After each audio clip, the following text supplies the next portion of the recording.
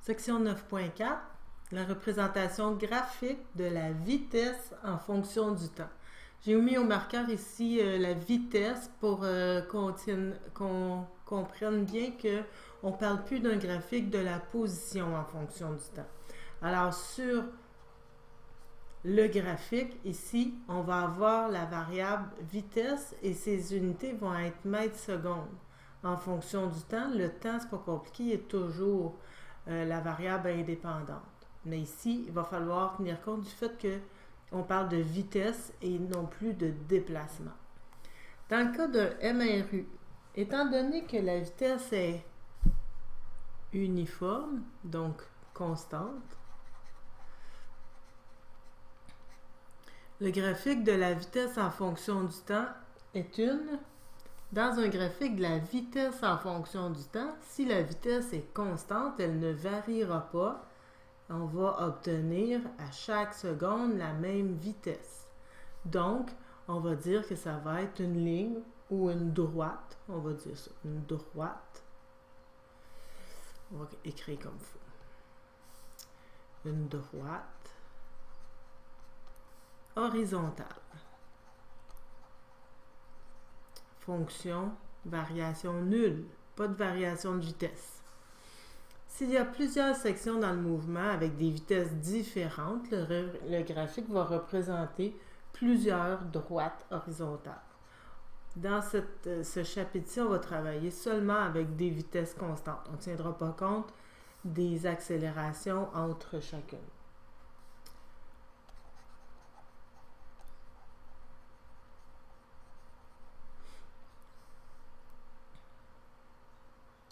À la page suivante, on a un exemple d'un graphique de la vitesse en fonction du temps et on pourrait mettre plusieurs sections. Première section, on pourrait dire que dans les 4 premières secondes, le véhicule roule à 5 mètres secondes.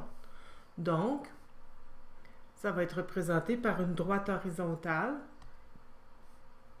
à 5 mètres secondes pendant 4 secondes.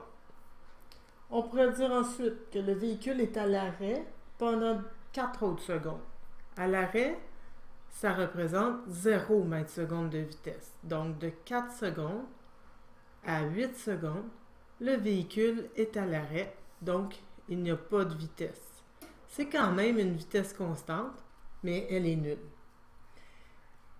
Ensuite, on pourrait dire que le véhicule va reculer pendant 4 secondes à une vitesse de 10 mètres secondes.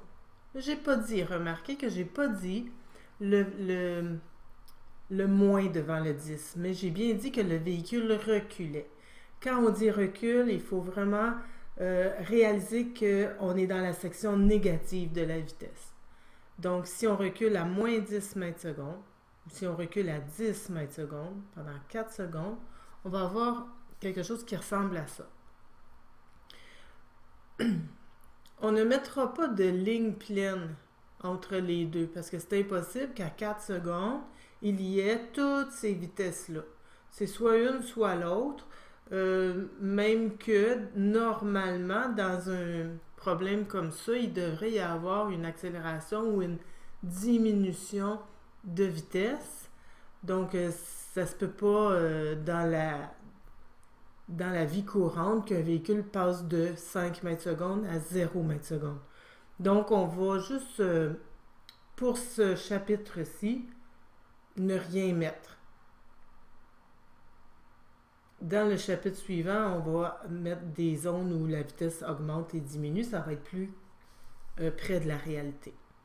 Donc, qu'est-ce qu'on fait avec ce graphique-là? On pourrait, dans ce graphique, qui est vraiment un graphique de la vitesse en fonction du temps,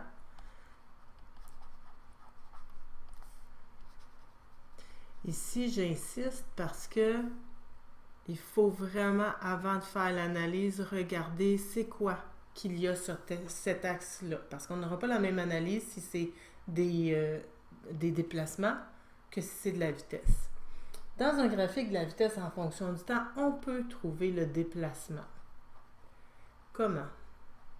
Le déplacement, vous savez, ça vient de la même formule que la vitesse. On a dit dernière unité que la vitesse, c'est un déplacement sur du temps.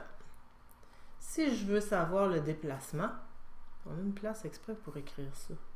La vitesse, c'est un déplacement sur du temps. Des mètres par seconde. Si je veux un déplacement, dans la même formule, je dois tout simplement isoler le delta x. Ça va me donner v fois delta t. Et v fois delta t, des mètres secondes fois des secondes, il me reste des mètres. Ça a bien de l'allure pour un déplacement. Ici, j'ai mis une flèche, mais je pourrais l'effacer pour ne pas avoir à traîner tout le temps dans ce chapitre-là. On n'a pas besoin de traîner nos flèches et nos orientations partout puisque on fait plus et moins. Il y a seulement 2 orientations possibles. Donc, quand je fais ça,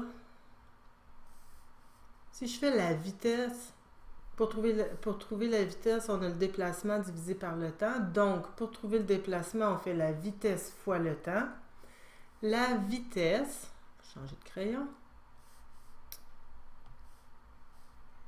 La vitesse fois le temps, c'est la même chose que hauteur fois base. Je suis en train, en faisant la formule du déplacement, de trouver l'aire sous la courbe d'un graphique de la vitesse en fonction du temps. 5 mètres secondes fois 4 secondes. 5 mètres secondes fois 4 secondes, c'est vraiment une vitesse fois du temps. Et quand je fais des mètres secondes fois des secondes, il me reste des mètres. Le déplacement correspond à la vitesse fois le temps. Pour résumer ça dans la phrase qui est ici, l'aire sous la courbe, changer de couleur, ça va aller mieux. L'aire sous la courbe dans un graphique de la vitesse en fonction du temps donne le déplacement.